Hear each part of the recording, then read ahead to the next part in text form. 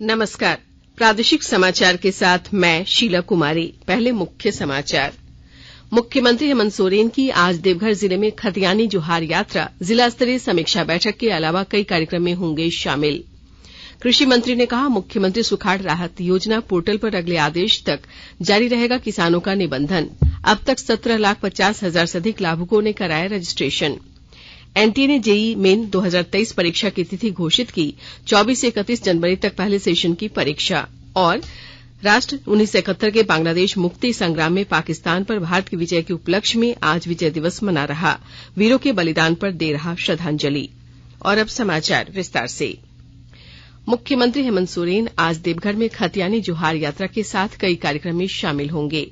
श्री सोरेन देवघर और गोड्डा जिले की विकास योजनाओं की भी समीक्षा करेंगे। वहीं बाबा मंदिर में पूजा करने को लेकर भी तैयारी की गई है। मुख्यमंत्री ने कहा कि सरकार राज्य के विकास के लिए प्रतिबद्ध है। 1932 के खतियान के आधार पर आदिवासियों और मूल निवासियों को हक दिलाने के लिए कानून बनाया गया है। इधर मुख्यमंत्री के कार्यक्रम को लेकर जिला प्रशासन ने पूरी तैयारी कर ली है। सुरक्षा को लेकर जगह जगह पुलिस बल और दंडाधिकारी तैनात किए गए हैं। भारत ने कल परमाणु सक्षम बैलिस्टिक मिसाइल अग्नि 5 का सफल रात्रि परीक्षण किया। यह मिसाइल पूरी सटीकता के साथ 5,000 किलोमीटर तक लक्ष्य को भेदने में सक्षम है। अग्नि मिसाइल श्रृंखला में यह नवीनतम रात्रि परीक्षण कल शाम लगभग 5:30 बजे ओडिशा के समुद्र में एपीजे अब्दुल कलाम द्वीप से किया गया। रक्षा सूत्रों ने बताया कि इस दौरान मिसाइल में प्रयुक्त नई प्रौद्योगिकी और उपकरणों की सक्षमता की पुष्टि की गई। कृषि मंत्री बादल ने कहा कि जब तक राज्य के सुखाड़ से प्रभावित अंतिम कृषक को राहत योजना का लाभ नहीं मिल जाता है, तब तक मुख्यमंत्री सुखाड़ राहत योजना पोर्टल पर किसानों का निबंधन जारी रहेगा। श्री बादल ने कहा कि अब तक राज्य में 17,50,814 लाभुकों ने रजिस्ट्रेशन कराया है। इनमें से 9,13,410 ऐसे किसान हैं जिन्होंने अब तक बुआई नहीं की है। इसके अलावा 6,69,007 किसान ऐसे हैं जिनकी फसल क्षति 33% से ज्यादा है। 1,68,397 भूमिहीन कृषक मजदूरों ने पोर्टल पर रजिस्ट्रेशन कराया है। पश्चिमी सिंहभूम जिले में सभी लाभुकों तक राशन उपलब्ध करवाने के उद्देश्य पर जिला प्रशासन द्वारा माह में 2 दिन चावल वितरण दिवस आयोजित करने का अभियान शुरू किया गया है। जिले के सभी जन वितरण प्रणाली दुकानों पर चावल वितरण दिवस का आयोजन सुनिश्चित करने के लिए जिले के सभी क्रियाशील पीडीएस दुकानों पर प्रतिनियुक्त दंडाधिकारी, सुपरवाइजर, निगरानी समिति की मौजूदगी में लाभुकों के बीच राशन वितरण किया जा रहा है। इन कार्यों की निगरानी के लिए जिला स्तरीय टीम भी गठित की गई है। लोहरदगा जिला के विभिन्न प्रखंडों में लैंप्स को धान अधिप्राप्ति केंद्र बनाया गया है। यहां किसान सरकारी दर पर धान बेच सकते हैं। विस्तृत ब्यौरे के साथ हमारे लोहरदगा संवाददाता।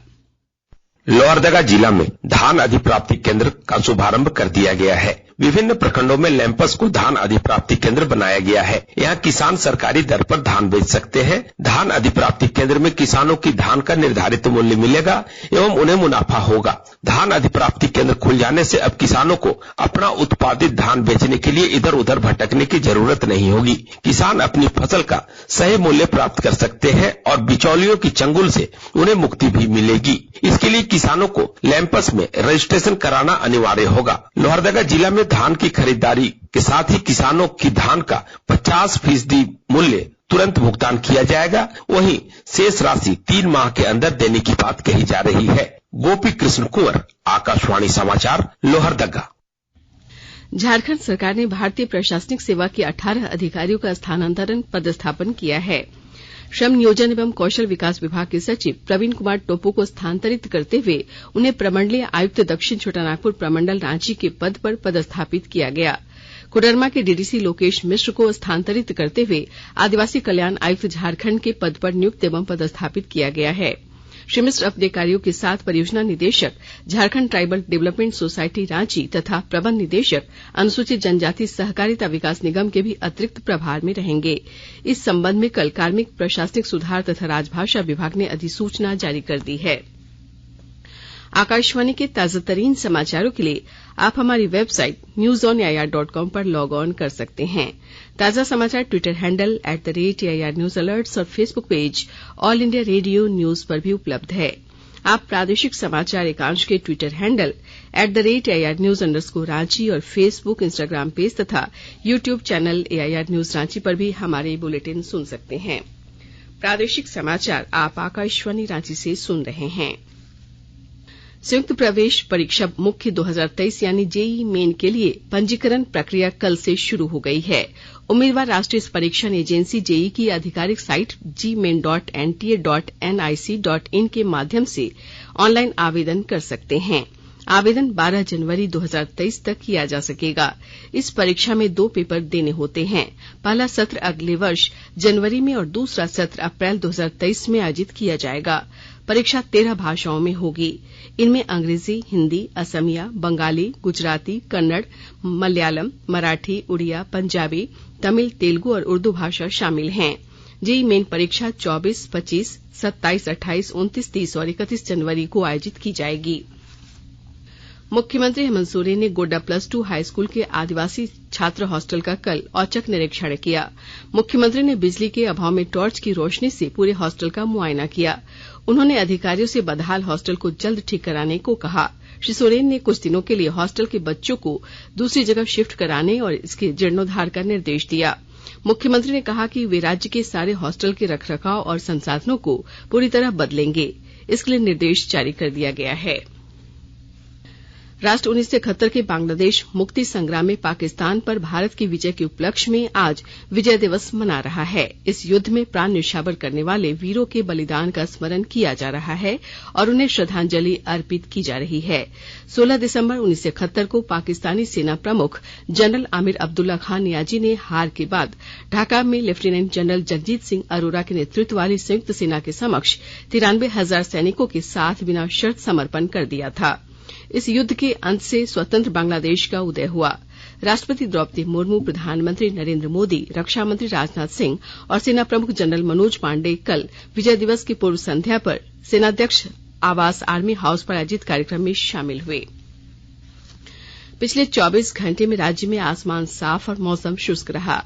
सबसे अधिक तापमान 32.4 डिग्री सेल्सियस चाईबासा में रहा, जबकि सबसे कम तापमान 10.1 डिग्री सेल्सियस बोकारो थर्मल में दर्ज की गई। मौसम विभाग के अनुसार आज और कल आसमान साफ रहेगा। राज्य के उत्तर पूर्वी भाग में सुबह में कोहरा या धुंध भी देखा जा सकता है। और अब अखबारों की सुर्खियां। राज्य से प्रकाशित होने वाला लगभग सभी अखबारों ने पूर्वोत्तर में भारतीय वायुसेना के बड़े युद्धाभ्यास और जेईई मेन परीक्षा की तारीख की घोषणा की खबर को प्रमुखता से प्रकाशित किया है। इसके अलावा हिन्दुस्तान ने लिखा है, सुप्रीम आदेश नई मेरिट लिस्ट पर 3 माह में करे शिक्षकों की नियुक्ति। दैनिक जागरण की सुर्खी है, नियुक्ति में राज्य के संस्थान से 10वीं और 12वीं की अनिवार्यता पर फैसला आज। प्रभात खबर ने केंद्र सरकार झारखंड खनन का कराएगी सर्वेक्षण की खबर को प्रमुखता से प्रकाशित किया है।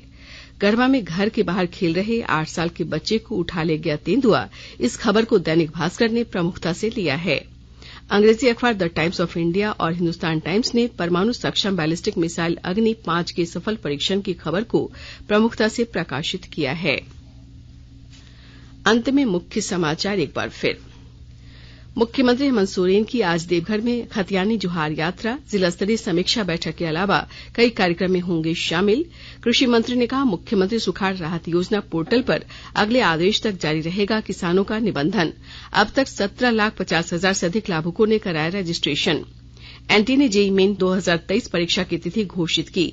24 से 31 जनवरी तक पहले सेशन की परीक्षा। और राष्ट्र 1971 के बांग्लादेश मुक्ति संग्राम में पाकिस्तान पर भारत की विजय के उपलक्ष्य में आज विजय दिवस मना रहा। वीरों के बलिदान पर दे रहा श्रद्धांजलि। इसके साथ ही आकाशवाणी रांची से प्रादेशिक समाचार का ये बुलेटिन समाप्त हुआ। नमस्कार।